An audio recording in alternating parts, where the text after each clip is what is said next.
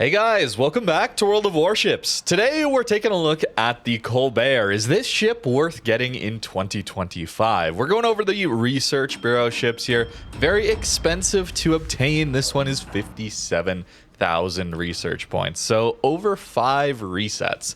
This is a very unique cruiser in World of Warships as it has some of the highest DPM possible in the game. It's a light cruiser though, without smoke, in tier 10. That makes it very difficult to play. This is one of the hardest ships to play, but also the one with the highest skill ceiling, I would say. You're able to pretty much burst down any ship in the game as long as you can survive. The range here is not amazing, obviously, as well as your shell velocity being quite poor. But if you can figure out the lead, and especially if you can figure out how to stay alive, this is one of the best ships in the entire game. But it's very, very difficult to play. And myself, I find it very hit and miss. I have some incredible games like the one you're about to see, or I get dev struck.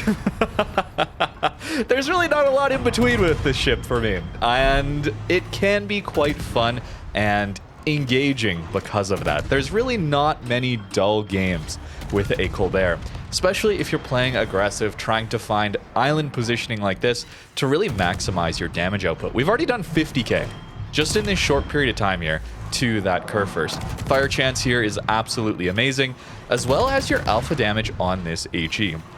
The theoretical DPM here on this ship is wild. 592,000 HE DPM, 734,000 AP DPM.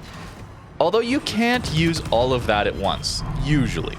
This ship has some pretty bad firing angles, so only from 77 to 82 degrees can you use every single gun, and that's really only at longer ranges. Outside 11 or 12 kilometers do the rear turrets actually fire. You have to be broadside, but then the turrets that are on the opposite side of the ship that you're firing have to elevate over the other turrets in front of them. It's a little bit weird gun layout, but it does result in insane DPM when you can use all of it. Fortunately, you're still getting 75% to 30 degrees forward and backwards as well. You get 63%.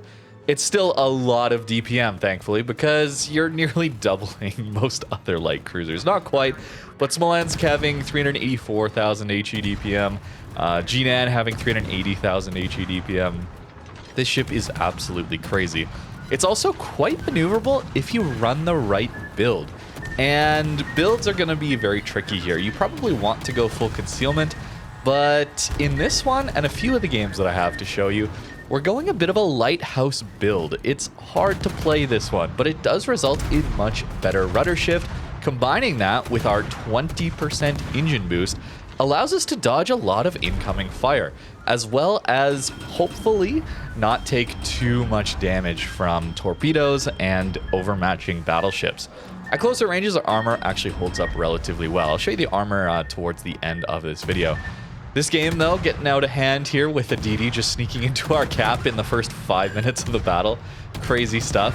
But fortunately, yeah, this DPM absolutely melts destroyers, especially at these closer ranges. I'm still missing a lot, as you can see, but we still managed to take him out. And that's really the trick with Colbert, is figuring out when you can push and get close enough to really maximize your gun power without overheating and ending up dead because of the enemy ships that you're pushing a crossfire, perhaps, or just ships that are able to overmatch you. Close range, upper belt is quite good, but other than that, you are very, very squishy.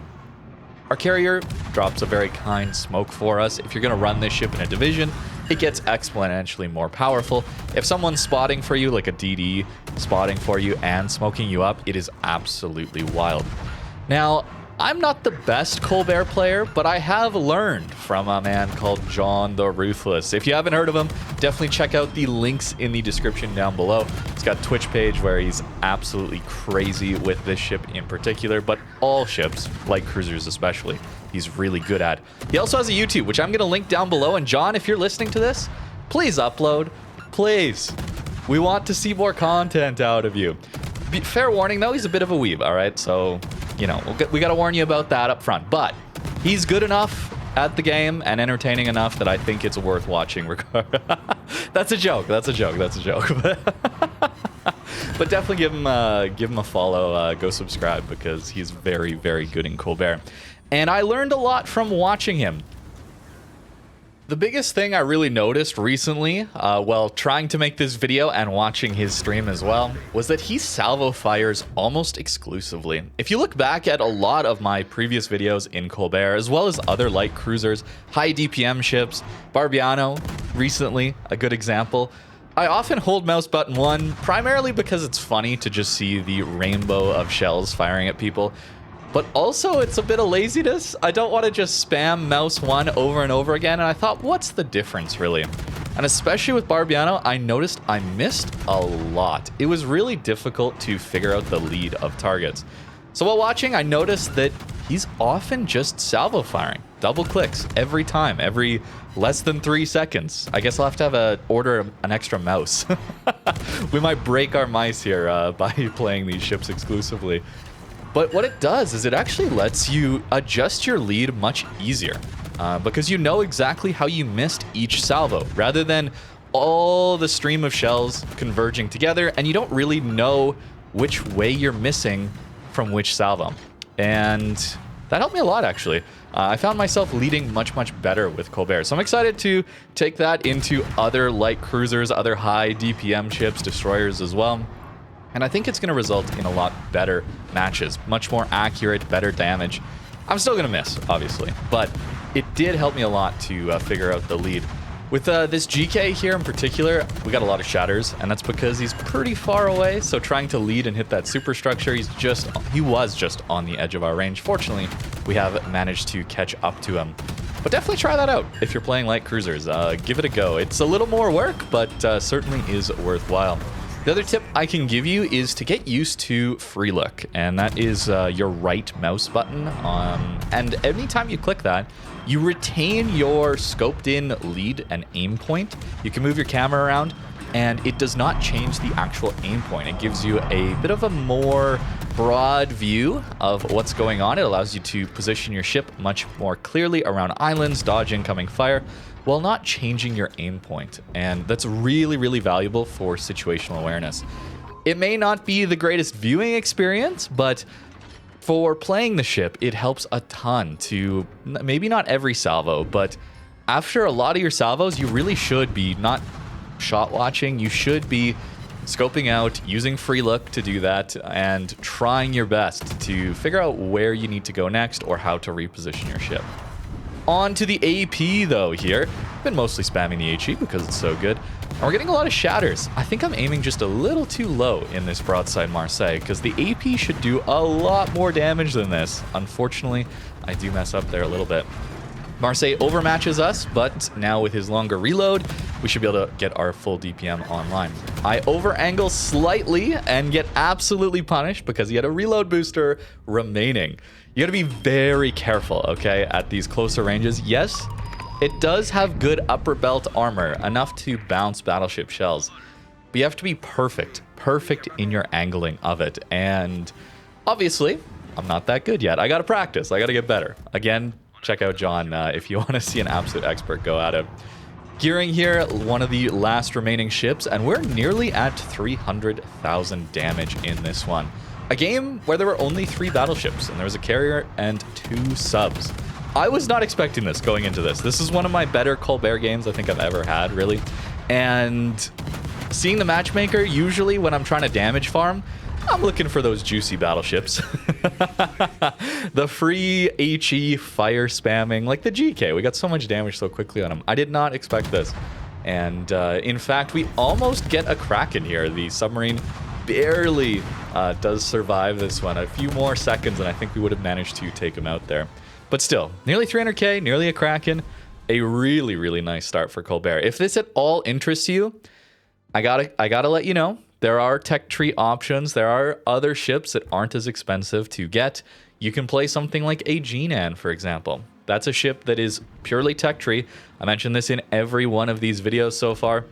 With Research Bureau ships, it feels like there's a tech tree alternative that is much easier to get and gives you a similar playstyle. It's not always better. Sometimes it is. In the case of the Vampire 2, I just personally prefer daring to it. Personal preference, though, obviously. And with Colbert, You really don't have the DPM, unfortunately, with a GNAN. But what you do gain is actually better fires per minute. They've been buffing GNAN like crazy. As well as a smoke screen, one of the Pan-Asian smokes, which allows you to reposition quite often and also give you the ability to, on bad maps, ones without good island cover, still get into safe positions to farm from. Unfortunately, this Sherman did go AFK, and, well, you're going to see the DPM. It's hard to land these salvos so consistently, but, I mean, the DPM here is absolutely insane. While GNAN does have better fires per minute at 22 base, we only get 19.8 base on Colbert. Still very, very good. It does mean, though, that GNAN does not have the absolute farming potential that Colbert does. But again, it is quite a bit easier to play than the Colbert is. In fact, most ships in the game are going to be much easier than the Colbert. But at the absolute extreme, this ship really is impressive in what it can accomplish as an absolute farmer.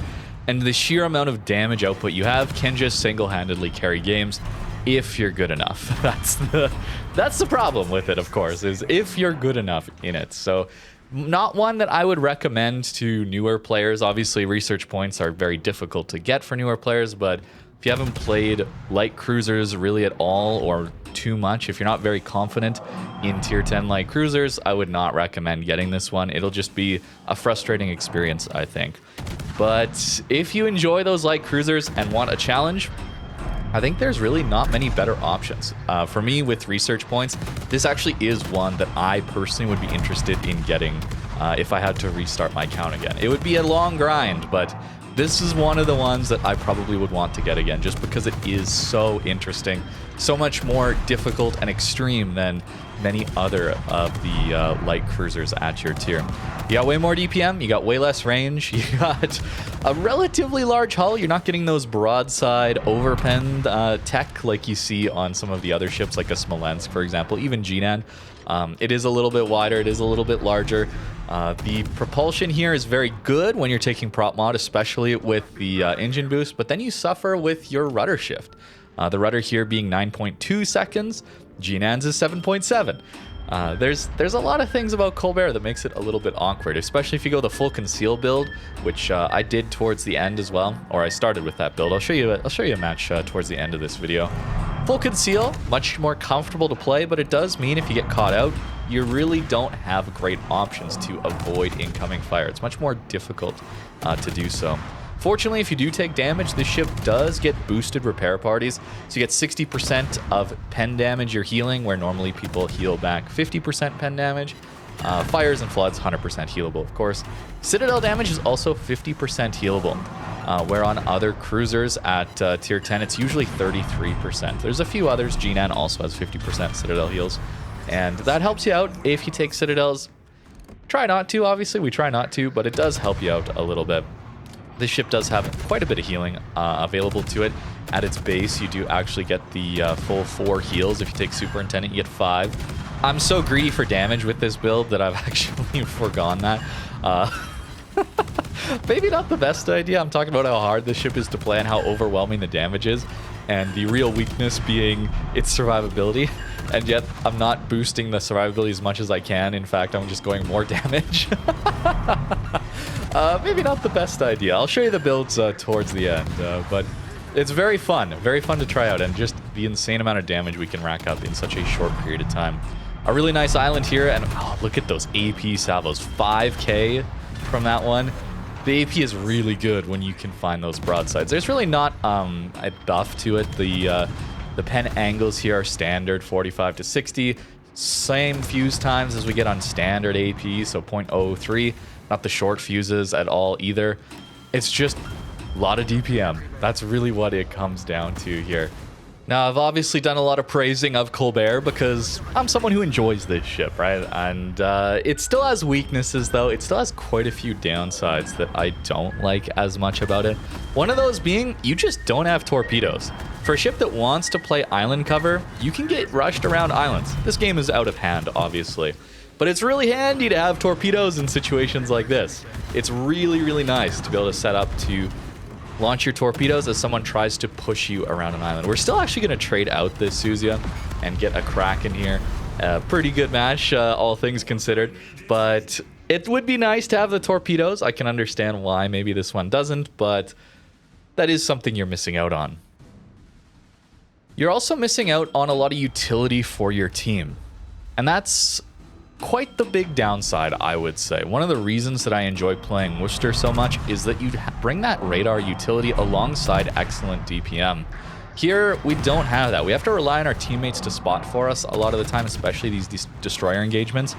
We absolutely melt DDs, obviously. We help a ton on those engagements if we can get in the right positioning, but we can't initiate that engagement a lot of the time. We have to wait for his teammates spotting for us, which is a downside. It does mean that you're limited in certain situations when you run out of destroyers on your flank, for example.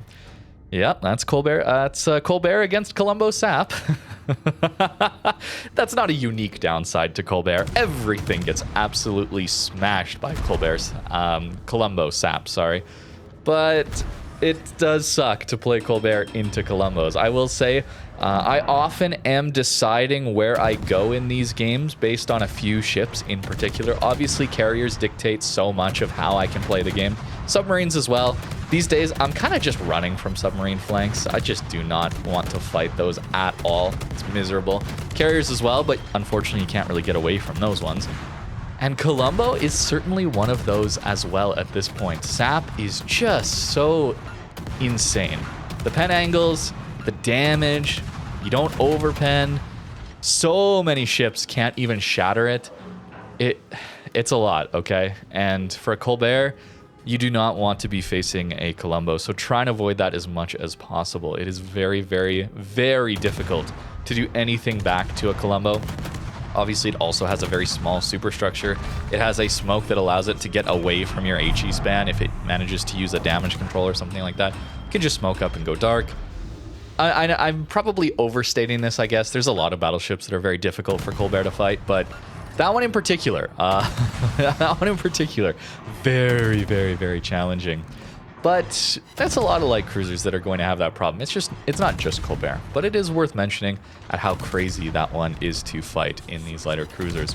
If you manage to get yourself into a cruiser v cruiser fight, they don't have large superstructures either, and your HE won't be penning their belt armor, their deck armor. So if they go broadside for you, it is well worth swapping to the AP. The HE can do okay into their superstructure, but 7k salvo, that's insane. Once the angle again, obviously, go back to the HE, get those fires, permanent fires, can still do good things into cruisers. But the AP is really, really good. Definitely worth swapping to. I think our days are numbered in this match, at least. The Colombo has found us.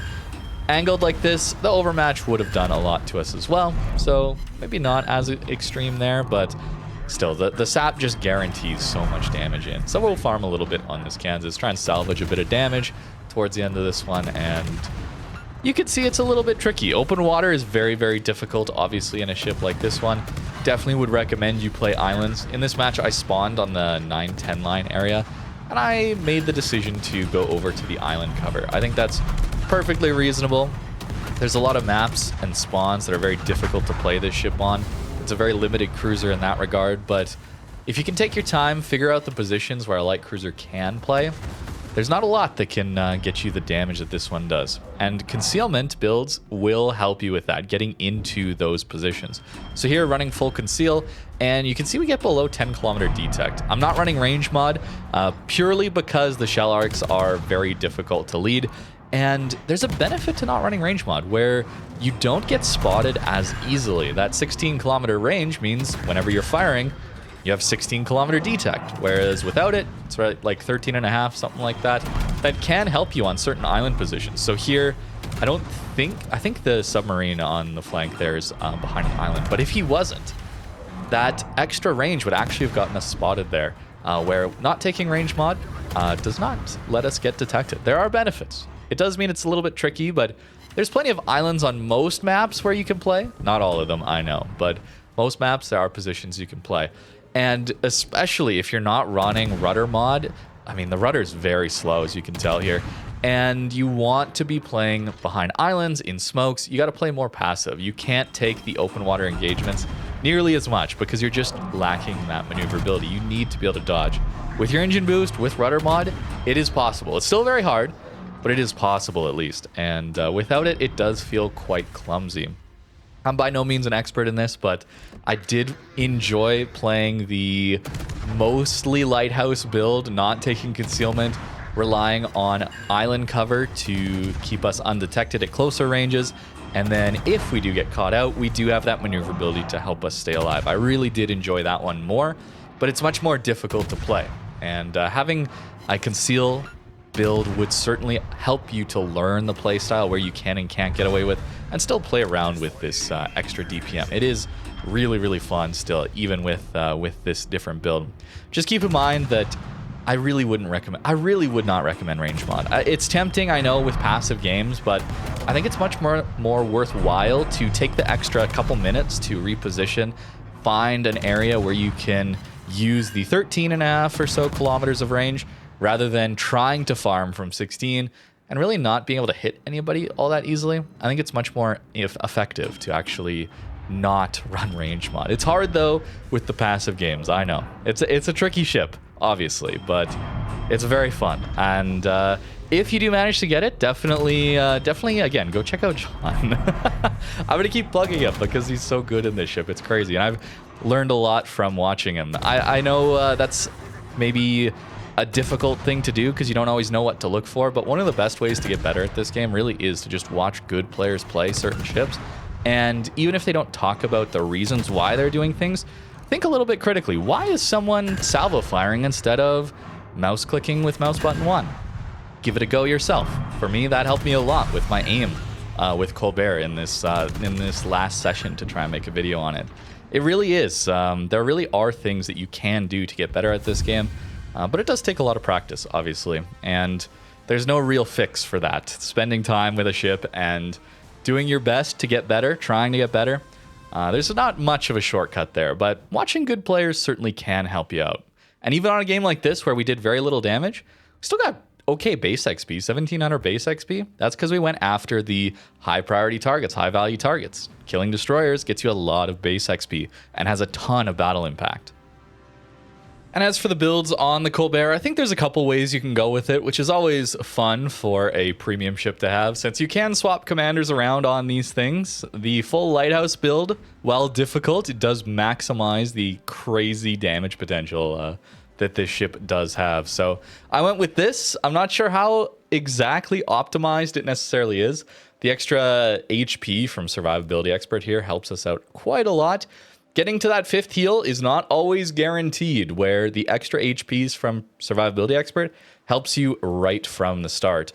Taking Outnumbered gives us extra speed, especially when we're outnumbered in those really sticky situations. For a ship that goes so quickly with its engine boost in particular, that can help out a ton, as well as just a little bit of extra accuracy in those crunch time positions. Top grade gunner here with the lighthouse build means anytime an enemy ship is detected within 12.1, we just get another 8% DPM on a ship with already nuts DPM. Very, very fun. Heavy HE, just a free buff to our HE damage. Our guns are small caliber, 127s, so we don't have to worry about that penalty to our detection. AR, DPM, very, very self-explanatory. I'm taking consumables enhancements here. Our fire chance is already nuts, and consumable enhancements helps extend the duration of our really strong engine boost, as well as taking consumable specialists to get it back quicker. That's so it allows us to be so maneuverable, or helps us to be so maneuverable in open water situations when we get caught, and allows us to hopefully survive a little bit better. Last stand also, because your engine and rudder especially can get knocked out, and that's just a death sentence. You do not want that to be inoperable. Even if it's slower, you do need that to be available to you. Here we have main battery mod 3. 13.8 is still great range, and taking range mod means you get 16, but I don't see 16 as being usable. Okay, let me just check. What's our shell velocity here? It's nearly 14 seconds. 14-second lead time, man. I don't think so. I don't think so. Maybe on a stationary battleship, but that's, I mean, you know, at 14 kilometers, it's 11.1. 13 kilometers, it's 9.9. Even that is tough to lead, all right? Stick with that, in my opinion here. With steering gears mod 2, though, we get a 5.5 second rudder shift. Apparently, there's a bug here. John would probably want me to mention this. Wargaming, please fix. Steering gears repair time apparently does not work on this upgrade, or it intermittently works. It does give you the rudder shift time, but there's something bugged here. He's been talking about that. I don't know exactly, but Wargaming, please fix. My friend John would very much appreciate it. Prop mod, of course. Double rudder, I don't think is worthwhile. You just really do need to be able to play with your speed as well as your rudder. So we're going prop. Obviously, aiming systems. And again, if you can, you probably should have the coal to buy an engine boost mod if you're getting Colbert for research points. You need this. I do think so. Because the extra duration here, 20% engine boost, is so strong on a ship like this one. Look at that cooldown time to action time ratio. It's crazy. It's really, really good. You definitely need that for some of the fights that you're going to be taking, especially with this build. However, we can build it a little bit differently. We could also build it for a bit more conceal heavy and maybe not take top grade or outnumbered. That gets us an extra heal, an extra engine boost. That gets us some demo expert here. And we don't take as much on the consumables, maybe. You can swap that around. I'm not really confident on this build in particular. Probably still worth getting top grade or something like that. Although, with better detect... wait, I didn't swap everything. Whoops. Hold. I promise you I'm very good at making these videos. I plan ahead. Whoops. Okay, a bit of a mistake there. 9.8. We're going to leave it in, though. 9.8 detect with 13.8 kilometers of range. Still a little bit uncomfortable, but much more playable. The problem becomes your rudder shift time with this build. Maybe you go steering gears then, but then suddenly your acceleration is very, very slow, especially when not engine boost. But if you save your engine boost for when you need it, there's ways you can play around with it, obviously. I think the build that I personally would enjoy the most, I enjoyed the most, was the ridiculous full send the DPM and hope you live. It's hard to play, very hard to play, but you get some pretty insane games with this one, and it is very, very enjoyable. Armor-wise, as mentioned, upper belt 50, Citadel armor 80. It's a giant Citadel, though, and it's a narrow ship, but not especially narrow, so you do have to be quite careful. Your bow and stern are 16, easily overmatched, and yeah, that is a large, easy to hit Citadel. You have to be very careful, but your upper belt armor does allow you to bounce quite a bit of incoming fire here, and even shatter some HE. If people don't know to aim high, they probably will, but sometimes they don't. If you're turning out also, then the aiming system will automatically make shells go low, because our aiming system is unfortunately giving aim assist even when you don't want it, and it doesn't help you. It actually hurts you a lot of the time. But when you're playing a ship like this one, that turn away means the shells land lower, hopefully hitting this and shattering perhaps. It's got a problem though, all right? If we go a little bit lower, it's 19 millimeters, and this seems low enough, but when you turn at full speed in this ship, the ship will list to the side quite aggressively, actually, and this will actually be exposed. So you might be angled enough. You might be angled like this. This will auto-bounce all battleship shells in the game, cruiser shells, AP shells, that is. But they'll still Citadel you, and they'll hit this section here, overmatch the 19, and still get a Citadel, even though this would have bounced. It's very rare, probably. I've seen it happen on John's stream quite a few times, though. So it's very, very possible, and it's happened to me before, too. Something to consider. You don't always want to full turn when that salvo's coming in. You got to be prepared ahead of time. A minor thing, certainly, considering the overall armor scheme is not very good on this one, obviously. But maybe that's that last couple percent that gets you towards where John is at as far as skill level. As always, thank you for watching, though. Let me know what you think in the comments below about Colbert. I absolutely love this thing. It's hard to play, though. For beginners, I think you got to look somewhere else. Certainly get yourself a GNAN and get better at that light cruiser playstyle in a ship that is much more forgiving. As I'll also make sure you check out John's Twitch and YouTube, the description down below. John, you got to start uploading on YouTube, man. Even if it's just highlights, people want to see. People want to see these crazy games that are lost to time in Twitch VODs that do disappear. But that's going to do it for this video. Thank you very much for watching, and have a great rest of your day.